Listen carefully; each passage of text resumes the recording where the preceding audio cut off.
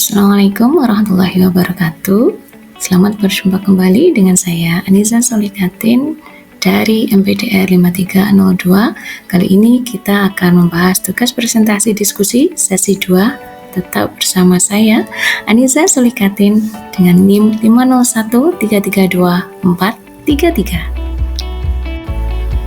Masih sama dengan sesi sebelumnya, saya masih bekerja di SD Negeri Badangan 3, Kecamatan Kayan Kidul, Kabupaten Kediri, Jawa Timur.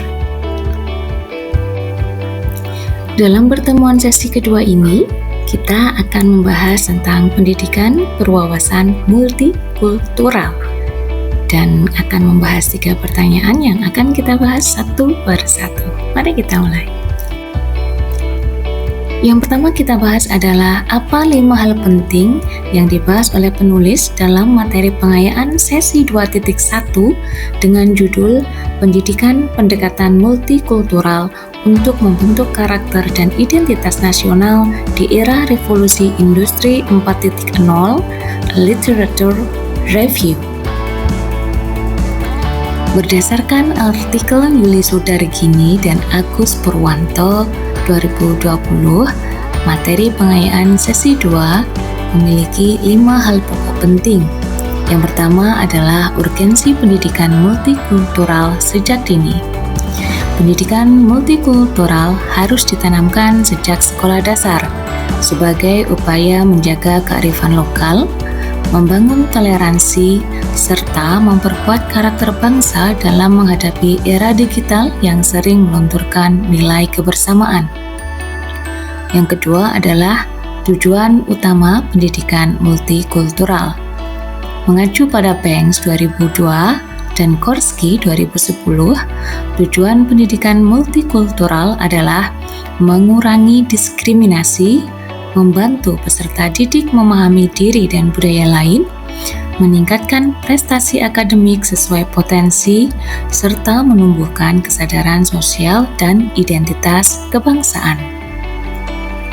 Yang ketiga, dampak revolusi industri 4.0. Era ini membawa tantangan berupa melemahnya interaksi sosial tatap muka, meningkatnya individualisme, serta risiko diskriminasi akibat kurangnya pemahaman lintas budaya. Oleh sebab itu, pendidikan multikultural menjadi penyangga moral agar teknologi tidak mengikis nilai kebangsaan.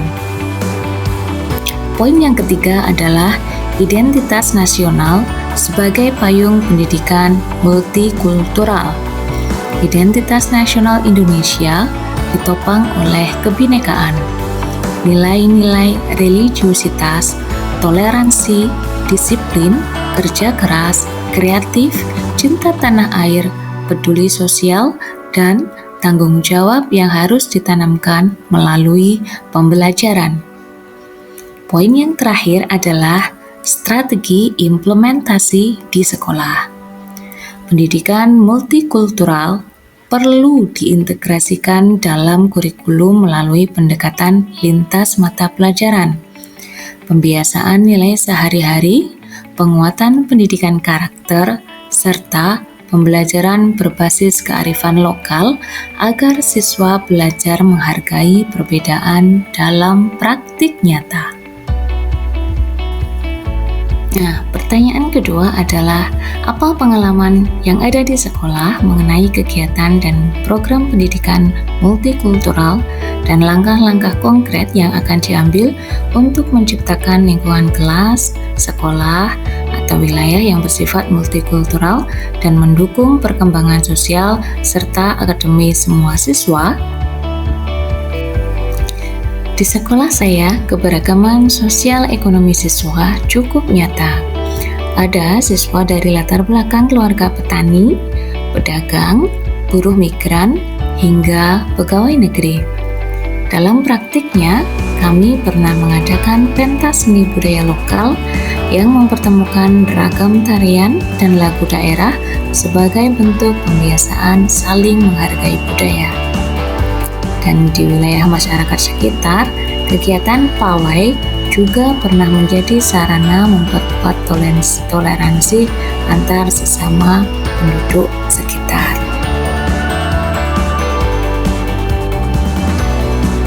Dan langkah konkret yang saya lakukan untuk menciptakan lingkungan kelas, sekolah, dan wilayah yang bersifat multikultural dan mendukung perkembangan sosial serta akademis siswa adalah 1. Integrasi dalam kurikulum dengan cara memasukkan tema multikultural seperti cerita rakyat dari berbagai daerah atau tokoh bangsa lintas etnis dalam mata pelajaran Bahasa Indonesia, Pendidikan Pancasila, dan IPAS. Yang kedua, pengembangan budaya sekolah dengan cara membuat program Hari Kebudayaan melalui kebiasaan menggunakan pakaian adat, kuliner lokal, permainan tradisional yang diikuti semua siswa tanpa membeda-bedakan latar belakang. Yang ketiga, penerapan pedagogi yang setara, yaitu menggunakan metode pembelajaran yang memperhatikan keragaman gaya belajar siswa, termasuk anak berkebutuhan khusus. Yang keempat, pembiasaan sikap toleran dengan menumbuhkan tradisi peer tutoring, yaitu siswa menolong siswa lain untuk melatih empati dan kerjasama antar siswa. Yang kelima adalah kolaborasi dengan masyarakat. Hal ini dengan melibatkan tokoh masyarakat lintas agama atau etnis dalam kegiatan sekolah agar anak terbiasa melihat keberagaman sebagai hal yang wajar. Pertanyaan terakhir pada diskusi 3 adalah apa pembelajaran yang kita dapatkan dari video New Boy? Film pendek New Boy yang masuk dalam nominasi film pendek Oscar pada tahun 2007 bercerita tentang seorang anak Afrika yang baru masuk sekolah di Irlandia. Dari video ini ada beberapa pelajaran penting. 1. Multikulturalisme adalah realitas yang penuh tantangan. Hal ini ditunjukkan dengan seorang siswa baru dari latar belakang berbeda kerap menghadapi ejekan, stereotipe, dan kesepian. Yang kedua, perbedaan dapat melahirkan empati.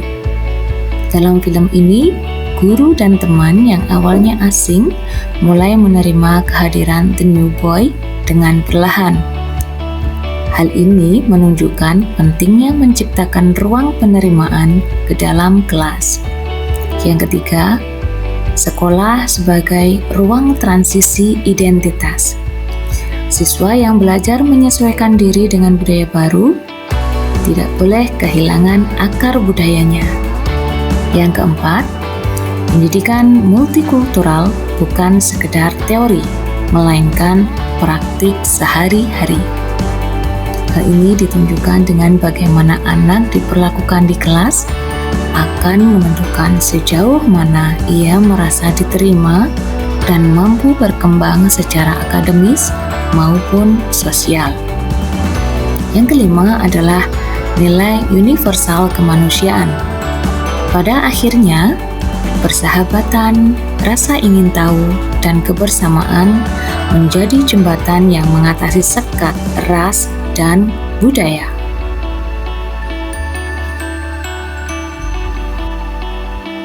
Akhirnya, kita sampai pada penghujung sesi 3 ini, yakni pengambilan kesimpulan. Jadi, ketiga pertanyaan sebelumnya ini saling terkait. Pertama, tentang literatur menekankan pentingnya pendidikan multikultural di era revolusi industri 4.0.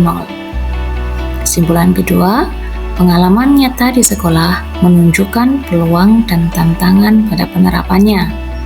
Yang ketiga, dari film New Boy, kita belajar untuk mempelajari ilustrasi emosional tentang betapa pentingnya sikap penerimaan dalam ruang pendidikan. Nah, teman-teman mahasiswa Pascasarjana Universitas Terbuka, terima kasih atas perhatian teman-teman. Sampai ketemu lagi pada diskusi sesi berikutnya. Assalamualaikum warahmatullahi wabarakatuh.